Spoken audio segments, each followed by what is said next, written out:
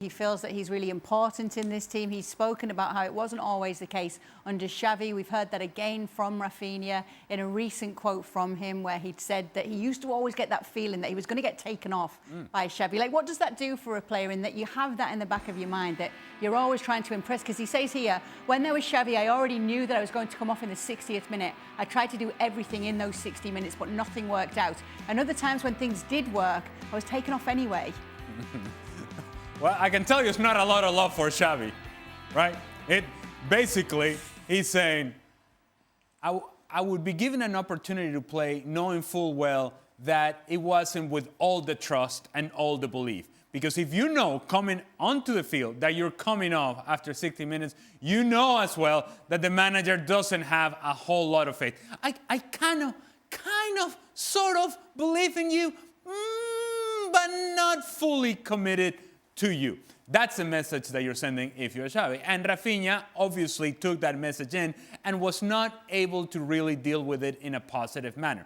What I would say about Raphinha, and it's something that Luis talked about, the effort has always been there. The work rate has always been there, even with Xavi, even when taken off at the 60th minute. But what we're seeing from him now, first, he has reinvented his role with this team. And there is a rebirth to his career because of this new position that he has taken.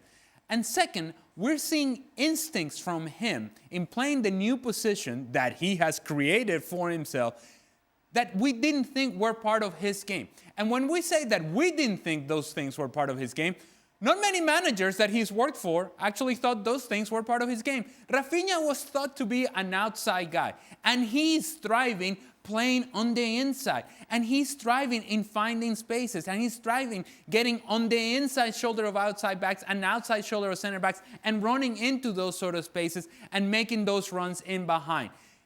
He's finding instinct with his movement, and then he's finding final touch with the productivity and the goals.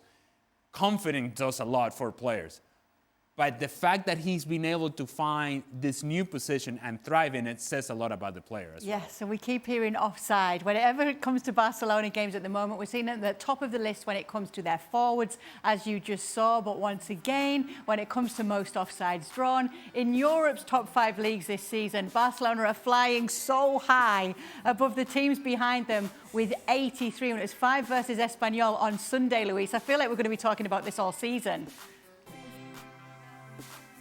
Yeah, I think it's going to be like this. And as you've seen today, the people start enjoying, because every single time that today Espanyol was getting closer to the Iñaki Peña's goal, with scoring a goal or having the chance, they were waiting, they were actually celebrating because, again, another offside.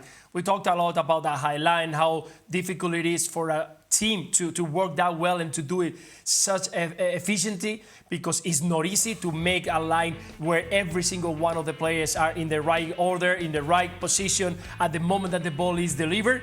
But they are doing it so well. We've seen it today, again, 4 or 5 times where Espanyol players, they were in an offside position. And yes, I think that the way that this Barcelona is playing is very, very effective, but at the same time, is putting a lot of concern to the players, because every single time it looks like they are in danger. So we'll have to wait and see if this continue working, because so far I think it's been fantastic and very well done for that defense. Now, the final question, I'm going to put it to both of you guys. I'll start with you though, Luis Garcia. We've just seen Barcelona maul Real Madrid at the Bernabeu. We saw what they did against Bayern Munich right now. We can see that they are head and shoulders above the rest of the teams in La Liga already at this stage of the season. Who's better than them in world football right now? Ooh, yes, that's a tough question. I guess we'll have to go and look for teams that they are the high intensity, like Arsenal, like Manchester City, Liverpool, of course. Those are the players, the teams, that they can battle them in a 1v1 or in a game. I think it's going to be very difficult to play against Barcelona side when they have that intensity. So I think we need to match teams that they bring that intensity, and that they can manage to have quick players on the wide areas and good players in the middle to try to use the space behind those defense. So yeah, not many teams, and I think that Bayern Munich, it was one of them, and well, it was trashed in the middle of the week last week. Will you be drawn on this one? I thought that the matchups against Bayern Munich and Real Madrid by Barcelona would tell us a lot about this team.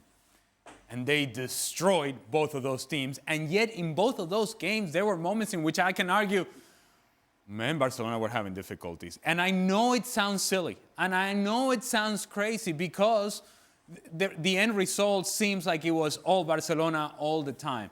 I think this team is continuing to get better. And I think they're not quite to the level just yet to where we can say they're head and shoulders above everybody else in Europe. Their vulnerabilities there is how you take advantage of those vulnerabilities. Regardless, they're in a conversation now that they were not last season. And that is they're among the top tier teams, elite teams in Europe.